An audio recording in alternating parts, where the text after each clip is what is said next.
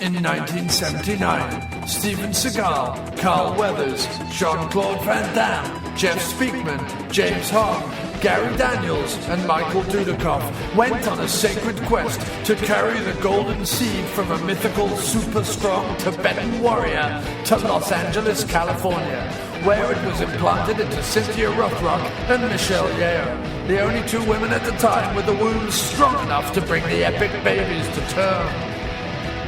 When the two children were born, they were accidentally separated. One at a kung fu tournament featuring Al Leong, and the other when a nearby ammunitions factory exploded. 32 years later, thanks to modern technology, they have found each other again, and every week they are making podcast history. They are Dr. Action and the Kick-Ass Kid. This podcast, people, explodes.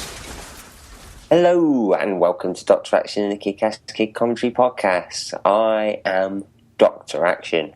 And I am the Kick-Ass Kid. The less awesomely educated listener might not recognize our next guest at first glance, but I guarantee you've all seen a film he's been involved in. Like his fellow Brit kicker Gary Daniels, it was the films of Bruce Lee that inspired him as young as 7 to start his martial arts training. Just 12 short years later, he would begin his career as an actor and stuntman in Hong Kong action films, before transitioning to America in the mid-90s, where among other things he would play the villain opposite Gary Daniels in a favorite film of the show, Bloodmoon. From there, stunts, martial arts, and acting would have him working on everything from I Spy, 300, and Watchmen to working with former trainer Donnie Yen in Ip Man 2, opposite the one and only Steven Seagal in Born to Raise Hell, and with Steve Austin in recent action hits Tactical Force and The Package. Dr. Action joins me, the Kick-Ass Kid, in welcoming to the show the one and only Darren Shahlavi. Hello, sir. Hey, how you doing? Very good. Nice intro, thank you. Thank you. Wow, thank you for coming on the show, Mr. Shahlavi.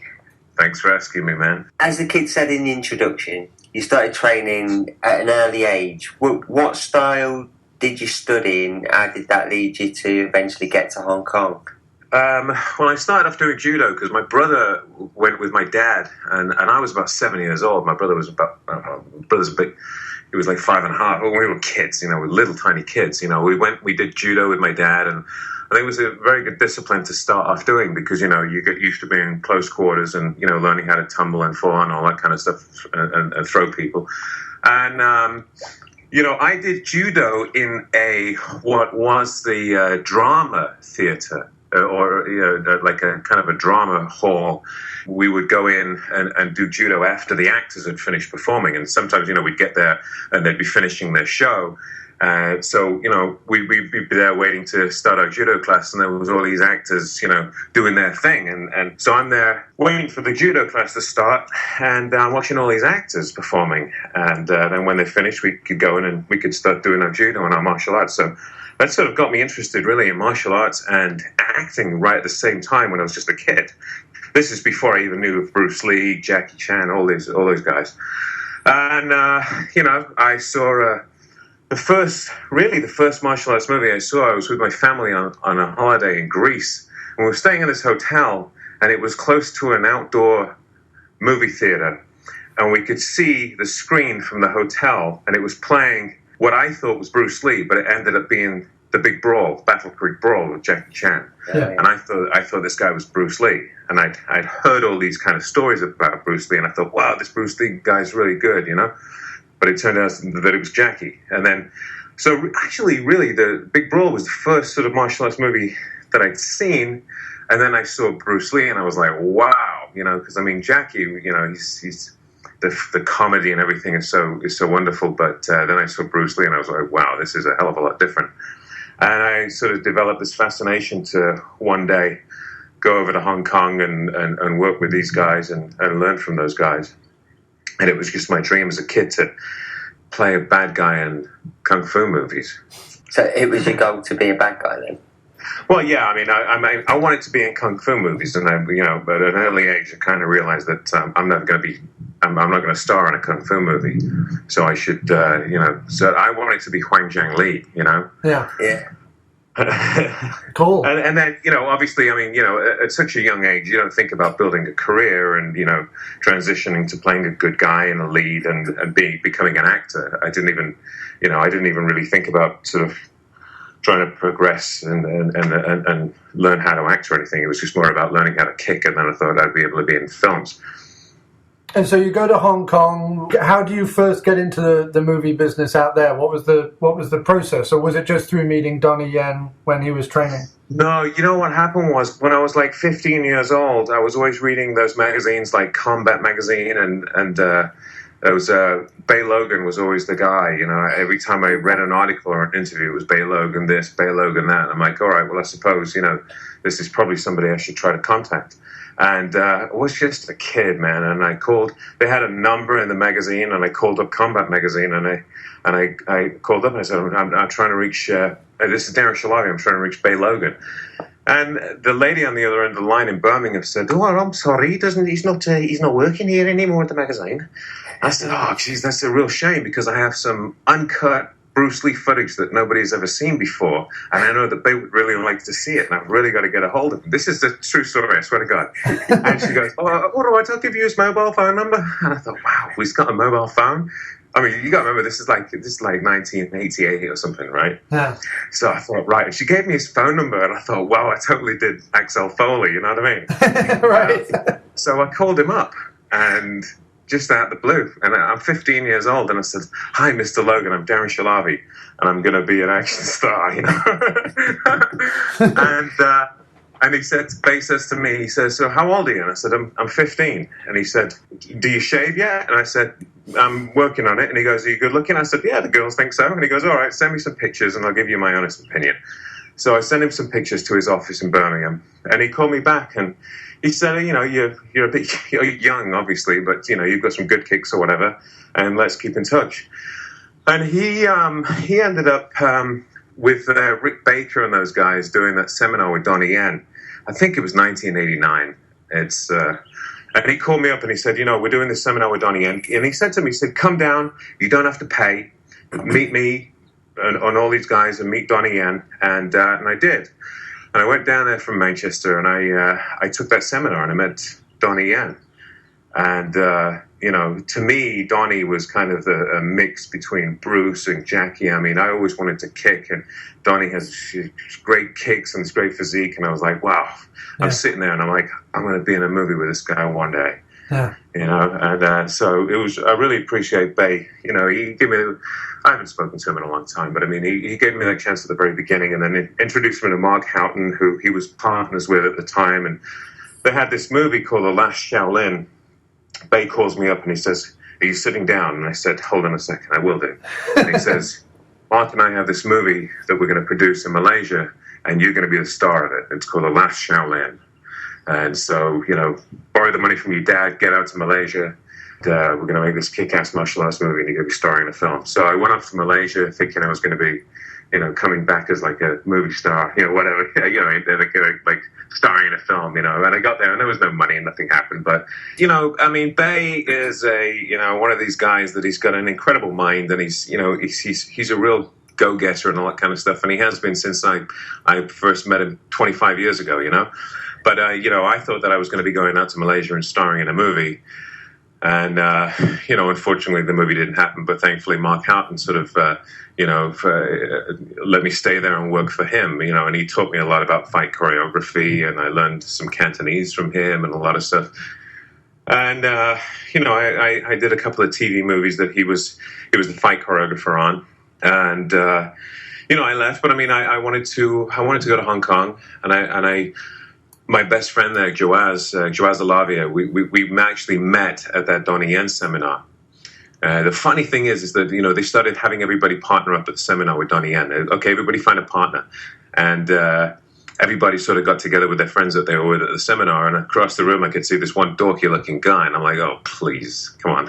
And he started walking towards me, and I'm kind of backing away. He's like, oh, should we partner up? And I was like, okay. So we partnered up to do some of the choreography and stuff like that. And then when we started getting along really, really well, and he said, you know, we had the same love of movies and stuff. And he said, oh, I'll send you some movies. You know, we've talked about films that I didn't have and stuff, and, you know, on video cassette. And I mean, certainly Paul knows how, you guys know how hard it was, you know, 20, 25 years ago to get martial arts movies. You know, you go down to London and spend, you know, £30, you know, for a rip-off copy. Sure.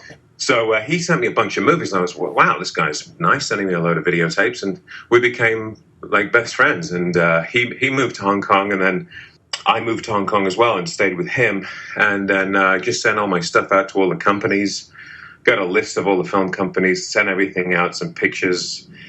And I got a phone call from Yuen Woo-ping's producer, Anthony Wong, and he said, we'd like you to come in and meet with Yuen Woo-ping. And I was working as a doorman at the time. Met Yuen Woo-ping, asked me to throw a couple of kicks, and I just put on my bad guy face, and they hired me for that movie Tai Chi Boxer, Tai Chi 2 with Wu Jing. It was originally going to be with Jet Li, but I think Jet Li was going off to do Lethal Weapon 4.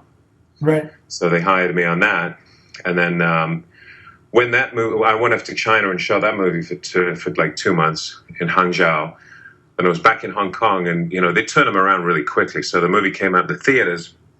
And I'd sent my stuff to Keith Strandberg and MC Yun from Seasonal Films because, No Retreat, No Surrender is really right there in the top 5 of my all-time favorites. Nice. And, I really wanted to work on a seasonal film. I thought, if I could play the bad guy in, like a No Retreat, No Surrender type movie, I would love that. And I got a phone call at midnight from Tony Leung Siu Hung, and he was the director of Bloodmoon, and he said he just came out of watching Tai Chi 2 at the movie theater, and wanted to come in the next day and meet with him and Ng. So I went in the next day. They told me they're doing a movie in America with Gary Daniels, and I'm like, whoa! And they're like, yeah, we want you to be the bad guy. So they screened super fights for me, and they showed me some pictures of the sets they were building and locations, and I said, great. And Ng handed me a wad of cash as a deposit. And, I walked away like I'd robbed a bank. I couldn't believe it, Yeah. So that was it, and Gary Daniels, I was a big fan of his, and to just, to be told, yeah, you're going to be the bad guy in a movie with Gary Daniels on a seasonal film production. I was like, yes, this is it. That's fantastic. Well, it's definitely one of our favourite films. In fact, I think you just answered the next question I had, which was all about sort of how Bloodmoon came about and whether you were aware of Gary Daniels and so on. What was it like to work with him? What's he like as a guy and to star opposite him and stuff? Well, the funny thing is, he didn't realise this, but I'd actually met him before at Bay Logan's house. Years earlier, he came over for the Clash of the Titans in Birmingham. Nice. And I was hanging out with Bay. I think Bay called me up and said, come down to Birmingham and you can hang out with us and meet Gary Daniels. And, I went down there, and I remember being at Bay's house, and Bay was cooking breakfast. And I remember watching Gary Daniels eat sausages and eggs, egg yolk. And I thought, wow, how does this guy have a physique like this, eating this kind of shit food? And we went to the Clash of the Titans, and I remember Gary had borrowed his mum's car. I just remember it was this little red car, and I was driving my dad's car, and I nearly crashed into the back of him on the way. So on Bloodmoon, I told him this story, and I said, I was the guy that made your Bay's house that nearly crashed into the back of your mum's car. I just love the idea of Gary Daniels driving around in his mum's car. Gary's driving his mum's car, I'm driving my dad's car, and I nearly crashed into the back of him. That's insane. That's a great way to make a first impression. So that was it. And, met him when we started shooting in North Carolina.